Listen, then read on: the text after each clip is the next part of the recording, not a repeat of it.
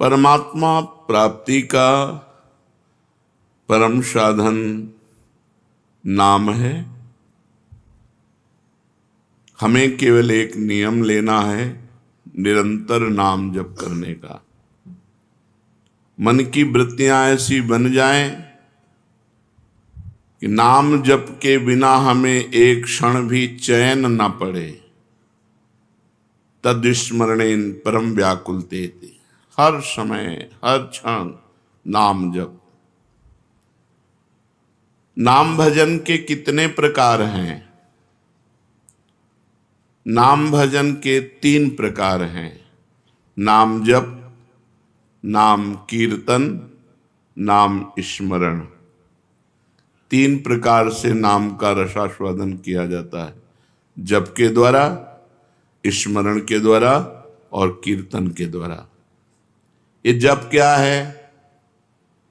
प्रभु के जिस नाम में रुचि हो या जो नाम गुरुदेव ने दिया हो, उसी नाम की बार बार आवृत्ति करना, बार बार जपना, इसी को जप कहते हैं। तो जप कितने प्रकार का होता है? ये जप 3 प्रकार का होता है। साधारण जप, उपांशु जप और मानसिक जप। ये 10 गुना पूर्व से होता है। विधि विधान से यज्ञ याज्ञ जो किए जाते हैं, उनसे 10 गुना फल साधारण जप में है। साधारण जप से 1000 गुना फल उपांश में है और उपांश से लाख गुना फल मानसिक में है। मनुस्मृति में ऐसा वर्णन है। साधारण जप क्या है? जिसमें स्वर तो सुनाई दे पर वो कीर्तन नहीं है। जैसे राधा राधा राधा राधा राधा राधा राधा राधा राधा राधा, ये कीर्तन नहीं है, ये साधारण जप है। इसे साधारण जप कहते हैं, जिसमें शब्द बाहर सुनाई दे। उपांशु जप क्या है? जिसमें जीभ और ओठ तो हिले पर शब्द बाहर न सुनाई दे। यह साधारण जप से 1000 गुना फल देने वाला है। ओठ बंद है, अंदर जीभ हिल रही, नाम या मंत्र चल रहा है। मंत्र उपांश से शुरू होता है। मंत्र 2 ही प्रकार जपा जाता है, उपांश और मानसिक। नाम 3 प्रकार से जप होता है। साधारण जिसे वाचिक कहते हैं, फिर उपांश और मानसिक। साधारण जप से उपांश 1000 गुना श्रेष्ठ है। वो जिह्वा चलती है, ओंठ बंद रहते हैं, शब्द बाहर नहीं सुनाई देता। मानसिक जप, जिसमें जीभ भी न हिले और न ओठ हिले, केवल मन से मंत्र का जप करना। जैसे ऐसे शांत बैठे, कोई हरकत बाहर नहीं दिखाई दे रही और अंदर मंत्र चल रहा है, नाम जप चल रहा है। इसे मानस जप कहते हैं। सुना है श्वास के द्वारा नाम जप करने से जल्दी लाभ प्राप्त होता है। हाँ हाँ, श्वासा श्वासा नाम जपे दुविधा रहा न कोई। कोई भी श्वास खाली न जाए, उसमें नाम जप करे तो दुविधा अर्थात भगवत प्राप्ति में कोई संशय नहीं। प्रत्येक श्वास की गति की ओर लक्ष्य रखो। हर श्वास के आने जाने में श्वास के साथ नाम उच्चारण करो। अगर ऐसा नहीं बनता तो उपांशु के साथ श्वास जोड़ो, जिह्वा हिलाओ, नाम या मंत्र जप करो ओंठ बंद करके और श्वास के साथ। आरंभ में माला काउंटर जो आपको सुविधा पड़े वो ले लो और श्वास श्वास कई कई नाम, कई कई मंत्र ऊपर खींचने पर, छोड़ने पर श्वास प्रश्वास में जप करें। धीरे धीरे मन लगने लगता है, क्योंकि बिना मन के छूट जाएगा श्वास। श्वास की गणना छूट जाएगी। हर श्वास में नाम जप करना है। स्मरण क्या है? स्मरण युक्त जप किसे कहते हैं? स्मरण केवल मन की वृत्ति से होता है। जिस जप में नाम लिखा जाता है, नाम साक्षात दिखाई देता है, सुनाई देता है, उसे स्मरण कहते हैं। पूरी स्मृति में नाम या मंत्र विराजमान है, आप उसी में डूब कर जप कर रहे हैं, ये केवल मानसिक होता है, ये न वाचिक होता है न उपांश होता है, ये होता ही मानसिक है। इसीलिए प्रायः इस पर ज़्यादा देर साधक टिक नहीं पाते। नाम मंत्र चल रहा है, बार बार उसी की आवृत्ति लिख रहे हैं, बार बार उसी को सुन रहे हैं, लेकिन जिह्वा नहीं चल रही, कोई चेष्टा नहीं हो रही, अंदर ही हो रहा है। इसे जप स्मरण युक्त कहते हैं, स्मरण जप कहते हैं। ये मानस मूर्ति पूजा की भांति नामोक्षरों की भावना मन में कर सकते हैं? हाँ, कर सकते हैं। जैसे श्री राधा वल्लभ लाल जी की रूप माधुरी सामने है, अब उनके मस्तक पर लिख रहे हैं मंत्र, उनकी छाती पे लिख रहे हैं, उनकी बाजुओं पे लिख रहे हैं, उनके चरणों में लिख रहे हैं, और बार बार जहाँ मन आया पूरे श्रीअंग का दर्शन करते हुए वहीं बार बार मंत्र लिख रहे हैं, बार बार नाम लिख रहे हैं। मानस मूर्ति की पूजा की भांति आपको लाभ देगा। क्या नाम अक्षरों की आवृत्ति का और कोई उपाय है? हाँ, मन की रुचि के अनुसार आप आकाश में कर सकते हो, आप हृदय में अपने कर सकते हो, आप अपने मस्तक पे कर सकते हो, मस्तक पे बार बार लिख रहे हैं अपने अंदर से, या आप अपने हृदय में लिख रहे हैं, या सामने बाहर लिख रहे हैं, जैसे आपकी रुचि बने। या आप नाम के पूरे गहने पहना दीजिए ठाकुर जी को, चरणों में नूपुर तो नूपुर की जगह नाम मंत्र, बाजुओं में बाजूबंद तो बाजूबंद की जगह नाम मंत्र, कुंडल की जगह नाम मंत्र, तिलक की जगह नाम मंत्र हम बार बार लिख रहे हैं। ऐसे जैसे भी बने, अंदर से लिखते हुए नाम का स्मरण करना बहुत जोर का लाभ प्रदान करता है। तो नाम जप, नाम स्मरण, नाम कीर्तन। नाम कीर्तन में गगन भेदी स्वर होना चाहिए। उच्च स्वर स्तंभद सर्वदैव, ऊंचे स्वर से कीर्तन होना चाहिए। जितना उच्च स्वर से होगा उतना ही कीर्तन लाभ देगा। कीर्तन कितने प्रकार के होते हैं? अकेले भी ताली बजाते हुए भगवान नाम कीर्तन होता है, आर्त भाव से अकेले पुकारते हुए ताली बजा रहे भगवान के नाम का कीर्तन। या कई लोग मिलकर के भगवान नाम कीर्तन कर रहे हैं, भगवान का गुण कीर्तन कर रहे हैं, मृदंग है, मंजीर है, धफ आदि वाद्य बजाते हुए कई लोग मिलकर भगवान के नाम का कीर्तन, गुण कीर्तन। संकीर्तन का क्या प्रभाव है? जहां तक नाम पहुंचेगा वहां तक निष्पाप कर देगा। जिनके कानों में, पशु पक्षी जिनके भी कानों में नाम ध्वनि, गुण ध्वनि पहुंची, गुण ध्वनि चतुरासी जी, जैसे आप चतुरासी जी गायन करते हैं, ये गुण ध्वनि है, महिमा ध्वनि है। नाम ध्वनि, नाम कीर्तन, राधा राधा राधा, ये जहां तक जिसके कानों में पहुंचेगी, पशु पक्षी चिड़िया सबके पाप को नष्ट कर देती है। इसीलिए इसे उच्च स्वर में गाया जाता है, नाम कीर्तन। यहां तक कि जड़ वृक्ष भी पवित्र हो जाते हैं, वो जगह पवित्र हो जाती है जहां नाम कीर्तन होता है। ये तो हम समझ गए। अब हर समय नाम जप कैसे हो? भगवान के नाम में महत्व बुद्धि होने से, अपनी भूल पर पश्चाताप होने पर, मैं क्यों भूल गया इतने सेकंड नाम, और बार बार नाम की आवृत्ति अभ्यास करने से, अभ्यास की कमी के कारण, महत्व बुद्धि ना होने के कारण, भूल जाने पर पश्चाताप ना होने के कारण आपका भजन छूटता है। पूर्ण विश्वास करो, इसी नाम से सब कुछ हो जाएगा। नाम में रुचि हो जाए, नाम में प्रेम हो जाए, यही हमारी साधना की पूर्णता है। विश्वास और प्रेम ही भजन है। भजन क्या है? विश्वास और प्रेम। नाम में रुचि और विश्वास एक इसी नाम जप से सब कुछ हो जाएगा। नाम में ही विश्वास और नाम में ही रुचि, इसे ही भजन कहते हैं।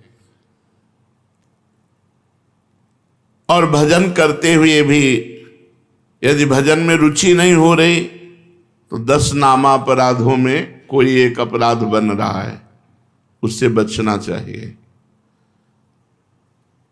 पहला, संत पुरुषों की निंदा। ये बड़े बड़ों से बन जाता है। जिनको अपनी साधना का गर्व होता है उनसे जरूर बन जाता है अपराध। वो दूसरे को लघु समझते हैं, हे समझते हैं। और जहाँ साधना इस बात की है कि सबको अपना भगवान मानना है, वासुदेवा सर्वम, सबको भगवान मानना है। मैं सेवक सचराचर रूप स्वामी भगवंत, मैं सेवक हूँ, चराचर जगत मेरा भगवान है। लेकिन अपराध तभी बनता है जब अपने को बड़ा भजनानंदी, बड़ा साधक, बड़ा तपस्वी, बड़ा संत मान लेते हैं तो फिर अपराध बनने लगता है। या हम किसी संत में दोष दर्शन करते हैं तो अपराध बनने लगता है। देखो, एक संतों की स्थिति होती है। कुछ स्थितियां ऐसी संतों की होती जिनको देखकर आपको लगेगा ये पूरे संसारी हैं, लेकिन वो संसारी नहीं है, वो बड़े भागवतिक हैं। हम बाहरी स्थितियों से नहीं समझ सकते हैं। पूज्य स्वामी श्री अनंग बोधाश्रम स्वामी जी महाराज दिगंबर रहते, गंगा जी के किनारे 12 महीना कष्ट सहते।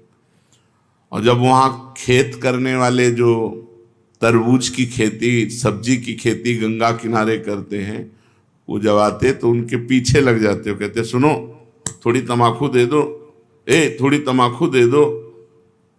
जहाँ धर्म सम्राट कर पाते जी साष्टांग दंडवत जिनको करते थे, प्रभुदत्त ब्रह्मचारी जी भगवान मान के आराधना करते थे, वो महापुरुष वो कहते स्वामी जी तुम रोज मांगते हो, हम गरीब आदमी कहाँ से तुम्हें दें? अरे बोले थोड़ी दे दो यार। अब आप कैसे पहचानोगे कि किस कोटि का महापुरुष है? अगर आप उनकी इस चेष्टा को देखेंगे तो आपकी अश्रद्धा ना हो जाएगी? यार तमाकू, थोड़ी तमाकू के लिए इनके पीछे ढूंढ। और ऐसे महापुरुष के बड़े बड़े महापुरुष साक्षात चरणों में लौटते। संतों की बाहरी चेष्टाएं कुछ ऐसी हो सकती हैं जो हमारी समझ के परे हों, तो उन्हें केवल नमस्कार करें। पहला नामापराध है संतों की निंदा करना, सत्पुरुषों की निंदा करना। ये नियम ले ले, हमें किसी संत की निंदा नहीं करनी। और संत चाहे 1000 वर्ष से तपस्या कर रहे हो, चाहे आज दीक्षा लिया हो, शालिग्राम भगवान चाहे 100 वर्ष से सेवित हो, चाहे अभी विराजमान हो, वो बराबर होते हैं। जब पारस ने स्पर्श कर दिया तो चाहे 100 वर्ष पुराना सोना हो, चाहे अभी का सोना हो, वो तो सोना सोना ही है। ऐसे ही संत संत हैं, कभी किसी साधक के प्रति भावना नहीं तो कल का छोरा है। नहीं नहीं, वैसे भी सब में भगवान विराजमान है, संपूर्णतया भगवान ही सब, वासुदेवा सर्वम ही। तो फिर संत वेश है तो हमें नमन करना चाहिए, हमारे नेत्र सबको नमन करे। अगर किसी को छोटा मानते हैं तो दोष दर्शन हो जाएगा। सब में भगवान है। तृणादपि सुनीचेन तरोरिषैष्मणा। नाम जापक, नाम कीर्तन करने वाला कैसा होना चाहिए? तृणादपि सुनीचेन। क्यों? क्योंकि अगर ऐसा भाव नहीं तो निंदा किसी न किसी की करेगा और नामापराध, नाम में रुचि नहीं होने देगा, नाम जपने में बाधा पहुंचा देगा। इसलिए सबसे पहला है संत अपराध, भक्त अपराध। भक्तों की निंदा, संतों की अवहेलना ऐसा है कि बड़े से बड़े तप को एक क्षण में नष्ट कर दे। भक्तन निंदा अति बुरी भूल करे जिन कोय, किए सुकृत बहु जन्म के क्षण में डारे खोए। एक क्षण में बहुत जन्मों के पुण्य नष्ट हो जाएंगे, एक जन्म की कौन बात कहे। इसलिए डरो, भक्तन के अपराध से डरपत रहो। ध्रुवदास जी ने कहा है शांत। कोई आके गाली दे जाए, 1-2 थप्पड़ भी मार जाए तो राधे राधे, हमारे भगवान हमारी परीक्षा ले रहे हैं, हमारे भगवान आकर के हम पर कृपा कर रहे हैं। यही भाव रखो। तृणादपि शुनिचेन, मैं भी तो संत हूं, नहीं मैं नीच हूं, मैं अधम हूं और सब संत हैं, सब भगवान के स्वरूप हैं। ऐसा मानने वाले से कभी अपराध ही नहीं बनता। अपराध बनता है जब गुणाभिमान होता है, अपने में गुणाभिमान होता है, तब दूसरों में दोष दर्शन होता है। इसलिए यदि नाम में निरंतर प्रगति, उन्नति, रुचि निरंतर जपने की प्राप्त करनी है तो ये 10 नामापराध से बच जाए। पहला नामापराध संत पुरुषों की निंदा, इससे ये बहुत खतरनाक है। विश्व में हर अपराध क्षमा करने के उपाय हैं, लेकिन वैष्णव द्रोह, संत निंदा, भक्त निंदा का उपाय नहीं। होत वज्र की लीक, इसे वही भक्त क्षमा कर दे तो बात अलग है जिससे आप अपराध किए हो, अन्यथा भगवान भी क्षमा नहीं करते। जब दुर्वासा जी भगवान के पास गए तो श्री भगवान ने कहा, अहम भक्त पराधीनो असुतंत्र इव द्विज, मैं परतंत्र हूं, ये सुदर्शन मेरे कहने से नहीं रुकेगा। अगर इसके ताप से मुक्त होना चाहते हो तो अम्बरीश जी के चरण पकड़ो जाकर के। ऐसा ही करना पड़ा दुर्वासा जी को। इसलिए काहे को व्यर्थ में विपत्ति मोल में ले, काहे को पाप की गठरी सिर पर चढ़ावे, किसी की निंदा ना करे, हमको क्या लेना। भगवान जिसको जैसा चला रहे वैसा चल रहा है। तेरे भावे जो करे, भलो बुरो संसार, नारायण तू बैठ के अपनो भवन बुहार। तू अपने अंदर देख, जिन दोषों को देखो, भगवान से प्रार्थना करके उनकी निवृत्ति करो, दूसरों के दोष दर्शन मत करो। दूसरा, नामों में भेदभाव, ये नाम जप करो नहीं, सब नाम समान फलदायक हैं। तुम्हें जो गुरु जी ने दिया है तुम्हारे लिए सर्वश्रेष्ठ वो है। ध्यान रखो, सब नाम समान फलदायक है, समान सामर्थ्य है, लेकिन हमें जो गुरु जी ने दिया है वो हमारे लिए सर्वोपरि। जैसे हमारे लिए राधा नाम सर्वोपरि, तो सब नाम हम जब बोलते हैं तो ये बोलते हैं, राम कृष्ण हरि शिव जो तुम्हें प्रिय लगे जपो। हमारी पूछो तो हम वृंदावनवासी, राधा उपासी, राधा राधा राधा। हमारे लिए सर्वोपरि नाम राधा है। जो राम जपते हैं उनके लिए सर्वोपरि नाम राम है। जो शिव जपते हैं उनके लिए सर्वोपरि शिव है। जो कृष्ण जपते हैं उनके लिए कृष्ण है। हर नाम समान सामर्थ्य वाला, समान फलदायी। इसीलिए एक नाम जप करके अन्य नाम जाप की अवहेलना मत कीजिए, अन्य नाम को छोटा मत मानिए, अन्य नाम का उपहास मत कीजिए। अगर तुम ये जपते हो इससे क्या होगा, नहीं, ये नामापराध कर रहे हो, तुम्हारे नाम जप में बाधा पड़ जाएगी, अरुचि हो जाएगी। तीसरा, नामदाता गुरु का अपमान। अगर गुरु मंत्र लिए हैं, गुरु नाम लिए हैं, गुरुमुख हुए हैं, आप उन गुरु की अवज्ञा कर देते हैं, अपमान कर देते हैं, अवहेलना कर देते हैं, तो चाहे खोपड़ी के बल खड़े होकर के नाम जप करो, कभी सिद्ध नहीं होगा, कभी भगवदानंद की स्फूर्ति नहीं होगी, क्योंकि नामदाता का अपराध बन गया। अगर इतने भी सद्गुण आ जाए, कभी इतने भी भागवतिकता आ जाए, कोई दिव्यता आ जाए, झूठ बोले बात अलग है, कभी दिव्यता नहीं आ सकती। ये भगवान की बनाई हुई मर्यादा है। जो गुरु अवज्ञा करे, गुरु का अपमान करे, उसे कभी भी भगवत प्राप्ति नहीं हो सकती, कभी भगवान के नाम में रुचि नहीं हो सकती, कभी भगवदानंद की अनुभूति नहीं हो सकती। तीसरा है गुरु का अपमान। चौथा, शास्त्रों की निंदा करना। शास्त्र भगवत स्वरूप है।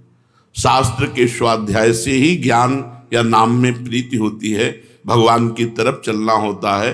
भगवान का अक्षर ब्रह्म स्वरूप समस्त शास्त्र हैं, एक एक अक्षर में भगवान विराजमान है। इसलिए किसी भी शास्त्र की निंदा ना करो, सब शास्त्र भगवत स्वरूप है। शास्त्रों की निंदा अगर करोगे तो नाम भगवान तुम्हारी जिह्वा पे नहीं टिकेंगे, नाम में बाधा पड़ जाएगी। पांचवा, नाम में अर्थवाद। अरे इतनी महिमा नाम की है, केवल गाते हैं, केवल प्रशंसा के लिए, ऐसी नहीं महिमा है नहीं। इससे बहुत पतन हो जाएगा, नाम अपराध बन जाएगा। नाम की जितनी महिमा गाई जाए वो सब थोड़ी है, ज्यादा नहीं है। कहूं कहां लगी नाम बड़ाई, राम न सकहि नाम गुण गाई। स्वयं भगवान राम अपने राम नाम की महिमा का पूर्ण रूप से गान करना चाहे तो वो भी नहीं कर सकते। इतनी महिमा नाम की है कि स्वयं नामी यदि नाम की महिमा का यथार्थ में पूर्णतः गान करना चाहे तो वो भी नहीं कर सकता। तो जो ऋषि मुनि संत महात्मा जितने हुए नाम जापक, वो जो वर्णन करते हैं वो यथार्थ सत्य है, लेकिन पूर्ण नहीं है। पूर्ण तो भगवान भी नहीं नाम की महिमा का गान कर सकते, इतनी अपार महिमा नाम की है। इसलिए नाम में अर्थवाद कि अरे ये तो नाम की रोचकता के लिए इतनी प्रशंसा कर दी गई है, वैसे वस्तुतः ऐसा है नहीं, ऐसा सोचना ये नामापराध है। छठा, नाम का सहारा लेकर के पाप करना। कोई पाप कर्म कर रहे, अरे नाम जप लेंगे उससे नष्ट हो जाएगा। पीछे आपने सुना है कि जो नाम के बल से पाप करते हैं उनको अवश्य नरक मिलता है, क्योंकि नाम अबलो नशानी अबना नशे हो। आज तक किया अब नहीं करूंगा, जपो सब पाप नष्ट हो जाएंगे। लेकिन ये उत्साह रख कर पाप करना कि चलो मैं शाम के खूब राधा राधा रट लूंगा, हर नाम एक नाम में जितनी सामर्थ्य उतना कोई पाप कर ही नहीं सकता, तो मैं मनमानी पाप करूं और शाम के नाम जप करूं। नहीं, तुम्हें नरक की प्राप्ति होगी। तुम नामापराध कर रहे हो, नाम का सहारा लेकर पाप करना। सातवां, धर्म व्रत यज्ञ आदि के साथ नाम की तुलना करना, किसी और साधन से नाम की तुलना करना। नाम अद्वितीय साधन है, नाम के समान कोई भी साधन नहीं है। चाहे यज्ञ हो, चाहे व्रत हो, चाहे दान हो, चाहे तीर्थ याटन हो, नाम के समान नहीं है। इसलिए नाम के बराबर कि भाई तुम नाम जप कर रहे हो, हम गंगा नहा के आ रहे हैं, तुम नाम जप कर रहे हो, हम अमुक धर्म कार्य करके आ रहे हैं, तुम नाम जप कर रहे हो, हम अमुक व्रत कर रहे हैं, हम तो 108 यज्ञ कर रहे हैं, तो नाम जापक की बराबरी किसी से नहीं हो सकती। नाम की समानता धर्म व्रत यज्ञ आदि के साथ तुलना करना। नाम जापक जब गंगा जी को स्पर्श करता है तो गंगा जी निष्पाप हो जाती है, गंगा जी निष्पाप हो जाती। गंगा पापम, गंगा जी पाप का नाश करते हैं, लेकिन जब नाम जापक गंगा जी का स्पर्श करता है तो गंगा निष्पाप हो जाती है। इसलिए धर्म व्रत यज्ञ आदि के साथ नाम की तुलना करना ये नाम का सातवां अपराध है। आठवां, हरि निंदक, हरि विमुख, अवहेलना करने वाले भक्तों की, उन अश्रद्धालुओं को जो सुनना नहीं चाहते, जो भक्तों की निंदा करते, भगवान की निंदा करते हैं, ऐसों को नाम का उपदेश करना। अब यहां विचारणीय विषय है, जो सुनना नहीं चाहते हैं। अभी आपने सुना कि जब नाम कीर्तन किया जाता है तो यदि उनके कान में नाम पड़े उनका भी मंगल हो जाएगा। उनको उपदेश नहीं करना, लेकिन नाम सुनाना है। दूर से भगवान नाम की जय घोष करनी है, घोर पापी के भी कान में जाएगा तो उसका मंगल करेगा। नाम कीर्तन की महिमा में सुना। तो यहां ये बात नहीं है, यहां बात कही जाती है उसको शिष्य बनाना, उसको उपदेश करना। जो अश्रद्धालु है, सुनना नहीं चाहता, हरि निंदक है, भक्त निंदक है, ये नामापराध है। ऐसे को शिष्य नहीं बनाना चाहिए। लेकिन नाम कीर्तन सुनने का सबको अधिकारी है। जैसे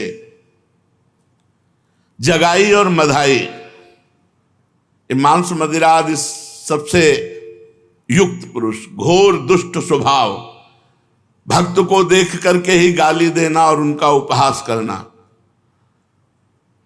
तो हरिदास जी ने कहा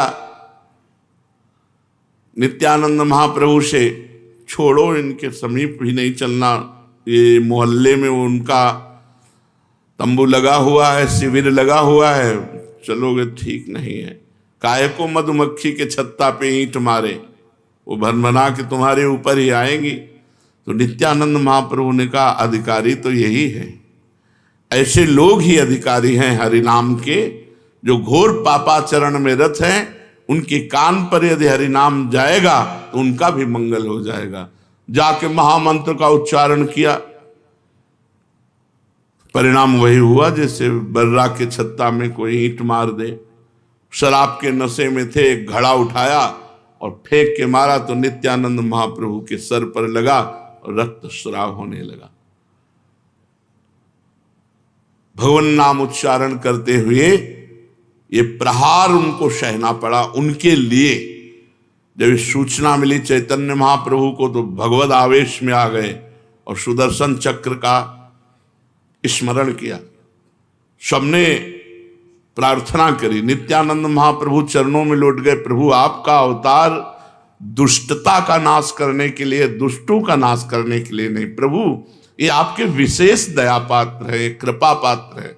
आखिरकार उन दोनों भाइयों को महाभागवत बना दिया, जगाई मधाई को महाभागवत बना दिया। उनके नाम के घाट बने हुए हैं। तो भगवान नाम सुनने का अधिकारी सब कोई है, लेकिन भगवान नाम की दीक्षा का जो हरिनिंदक है, भक्त निंदक है, अश्रद्धालु है, ऐसे को यदि नाम उपदेश किया जाए तो नामापराध लगता है।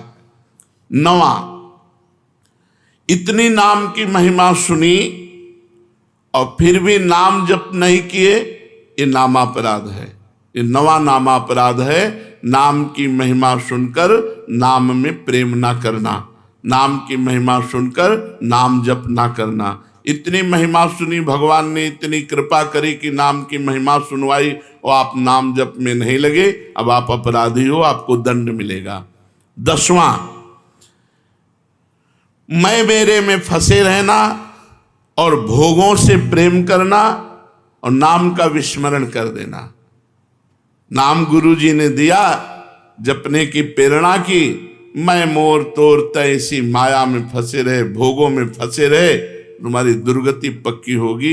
ये 10 नामापराधों से यदि बच जाए तो नाम जप और नाम कीर्तन में आसक्ति हो जाएगी, नाम में प्रेम हो जाएगा।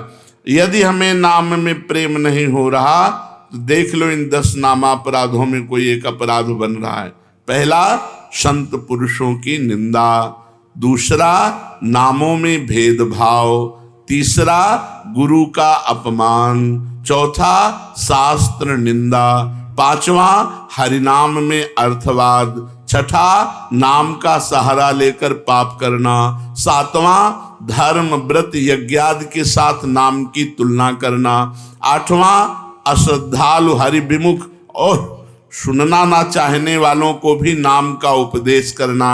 9वां, नाम का महत्व सुनकर भी नाम में प्रेम ना करना। 10वां, मैं मेरे तथा भोगादि विषयों में लगे रहना। ये 10 नामापराध हैं। अब आज हमको पता चला 10 नामापराध हैं, इनमें हमसे कई नामापराध हो गए, तो उनसे कैसे छूटे? तो प्रश्न है, नामापराध ये बन जाए तो उससे छूटने का उपाय क्या है? नामापराध यदि बन जाए तो उससे छूटने का उपाय क्या है? तो कहते हैं कि नामापराध को छुड़ाने के लिए नाम ही है। पश्चाताप करते हुए नाम जप करो, वो नामापराध को भी मिटा देगा। अपनी भूल को, अपनी गलती को बार बार दोहराओ, मेरे से ऐसा क्यों हो गया, हे भगवान ऐसा नहीं होना चाहिए था, राधा राधा राधा राधा, वो भस्म हो जाएगा। अंदर जलन होना, पश्चाताप होना, अपनी भूल स्वीकार करना और नाम जप करना, तो नाम जप से ही और पश्चाताप से ही आपका नामापराध नष्ट हो जाएगा। नाम आश्रय से चमत्कारी लाभ होने का क्या उपाय है कि हमारे जीवन में चमत्कार होने लगे? ऐसा कोई उपाय बताइए। चमत्कारी लाभ, भाई नाम स्वयं में चमत्कार है। एक बार श्री ज्ञानदेव जी और नामदेव जी ब्रजमंडल में परिक्रमा के लिए आदि आदि दर्शन के लिए। वो तो महायोगी ज्ञानदेव जी सूक्ष्म रूप धारण किया और कुएं में जाकर जल पियाए पर अपनी प्यास बुझा ली। नामदेव जी से कहा आप, तो उनका हमारे पास तो योग है नहीं, नाम ही है, विट्ठल विट्ठल विट्ठल विट्ठल। तो कुएं से पानी ऊपर उठने लगा और समीप से आके बहने लगा और पीने लगे। नाम सर्व चमत्कारी, नाम सर्व चमत्कारी। कबीरदास जी के एक शिष्य जो आए थे उनसे शास्त्रार्थ करने,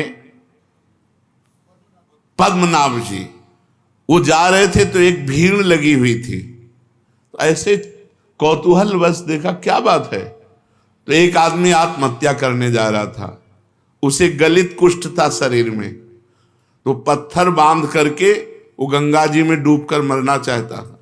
पद्मनाभ जी नजदीक गए, उनका ऐसा क्यों करना चाहते हो? बोले कोई प्यार नहीं करता, जिसको देखो मुझे घृणा की दृष्टि से देखता है और मेरा शरीर गलित कुष्ठ पी मवाद में नहीं जीना चाहता, इसलिए मैं आत्महत्या करना चाहता हूं। तो उनका डुबकी लगाओ, गंगा में खड़े हो, एक डुबकी लगाओ, राम, देखो अभी 2 डुबकी 3 डुबकी में एकदम फ्रेश शरीर। जब लौट कर गए तो कबीरदास जी से कहा कि बड़ी चमत्कार पूर्ण नाम की महिमा है। क्या? बोले गलित कुष्ठ ने जब हमने प्रेरणा की तो राम बोलकर जो डुबकी लगाई उसका गलित कुष्ठ, तो उनका राम पूरा नाम नामाभास से ठीक हो सकता था। कबीरदास जी ने कहा नामाभास से ठीक हो सकता था। भाई जी महाराज ऑफिस में बैठे थे राधा बाबा के साथ, सूचना है कि कोई आदमी आया है आपसे जरूर मिलना चाहता है, वो बहुत पीड़ित है, तो कंबल ओढ़े हुए थे। भाई जी क्या बात है भाई? तो उनका मैं आत्महत्या करने जा रहा हूं। क्यों? कंबल हटाया, देखा पूरा शरीर गलित कुष्ठ से। तो उनका गलित कुष्ठ। भाई जी ने कहा अच्छा नहीं, आत्महत्या करना तो ठीक नहीं है। भगवान नाम लेकर जे ही आलिंगन खत्म। वासुदेव कुष्ठी का चरित्र है चैतन्य चरितावली में। चैतन्य महाप्रभु ने हरे कृष्ण कह के जे गले से लगाया। नाम का अद्भुत चमत्कार। पर छोटे मोटे चमत्कारों में प्रयोग करोगे तो सबसे बड़ा चमत्कार की सुमिर पवन सुत पावन नामू अपने बस करी राखे रामू, ये नहीं हो पाएगा। भगवान का साक्षात्कार नहीं हो पाएगा यदि अपने नाम का प्रयोग करोगे। भगवान का ये हमने जीवन में कई बार देखा है। भगवान नाम का अद्भुत चमत्कार, अद्भुत महिमा भगवान नाम की देखी। नाम में विश्वास हो, नाम को आदर बुद्धि के साथ जपो, नाम का चिंतन करते हुए नाम जपो, नाम को गुप्त रखो, जो चाहोगे हो जाएगा। नाम को गुप्त रखो। कितना जब संख्या करते हो, इसीलिए हम संख्या करते नहीं। सही ईमानदारी से अगर कोई हमें हाथ खड़ा करके पूछे कि तुम्हारी साधना क्या है, तो हम कह देंगे शून्य। शून्य के सिवा हमारी साधना कुछ नहीं है, क्यों कोई गणना ही नहीं है। कोई गणना हो कि ये है ये है ये है। अब जो दिनचर्या बन गई वो तो जैसे किसान की खेती वैसे हमारी दिनचर्या है। हम उसे साधना थोड़ी मानते हैं। जैसे किसान आदमी अपना सुबह से खुरपी फावड़ा लिया, अपने खेत में गया, दिन भर मेहनत की, शाम के खाया पिया, चैन से सो गया, अब उसे हम साधना माने। अब हमारा तो जीवन बचपन से यही रहा, तो हमारी तो किसानी यही है, हमारी खेती यही है, कोई गणना नहीं। अगर हमसे पूछा जाए आपकी साधना क्या है, तो हम कह देंगे शून्य। तो आप जी किससे रहे हो? मेरे बल सी वृंदावन रानी, महारानी जी के बल से जी रहे हैं। महारानी जैसे किसी को ये भ्रम हो कि इतने शिष्य हैं, इन सबको भगवत प्राप्त करा देंगे क्या? तो हम पोस्टमैन हैं। तुम्हारी बात लाडली जी तक, लाडली जी की बात आप तक, और हम अपने समेत सब ये लाडली जी के हैं। कई बार आपको कहा है कि अगर डिब्बा मोक्ष में ताव दे कि मैं 500 लोगों को पहुंचा दूंगा तो बेवकूफी है। उसका कनेक्शन इंजन से है। इंजन में 2-4 लोग जाते हैं और डिब्बे में 100-200 लोग बैठ करके स्टेशन पहुंच जाते हैं। हमें डिब्बा, इंजन नहीं है कि तुम्हारे में क्या पावर है दिखाओ, तो शून्य है पावर। और पावर इतना है कि सैकड़ों को लाद के पहुंचा देंगे। वृंदावन धाम में बैठ के कहते हैं पावर की पूछो तो धाम में कह रहे हैं इससे ज्यादा सत्य प्रमाणित क्या हो गया। कोई कहते हैं कि भाई सत्य बोलना तो मंदिर में बैठो, धाम में बैठ के कह रहे हैं कि लाडली जू तक सैकड़ों को पहुंचा सकते हैं। पावर की पूछो तो शून्य है, कनेक्शन की पूछो तो महान है। कनेक्शन से हम जा रहे हैं। कैसे उपापी क्यों न हो हरिवंश नाम जो ले, अलक लड़ेती रीझ के महल खवासी दे। हरिवंश प्रताप ही जानत हैं, हरिवंश प्रबोध क्या प्रताप। श्री हरिवंश प्रताप नाम नौका निज केवग, भवसागर सुख तरत निकट हरिवंश जी। आवा भैया नाव में बैठ जाओ। बैठ गए किसकी? हरिवंश की नाव में। खेवैया वो हैं अपने बैठ के तरंगे देख रहे हो, निकुंज पहुंच गए। जिनको संशय है कि डिब्बा नहीं पहुंचा सकता तो इंजन में जगह नहीं है। आप ये पक्की बात समझ ले, इंजन में जगह नहीं है, डिब्बा में ही विश्वास करना होगा। और हमें डिब्बा तो अगर जगह न मिले तो ठस के बैठ जाओ, पहुंच जाओगे, इसमें चिंता न करो।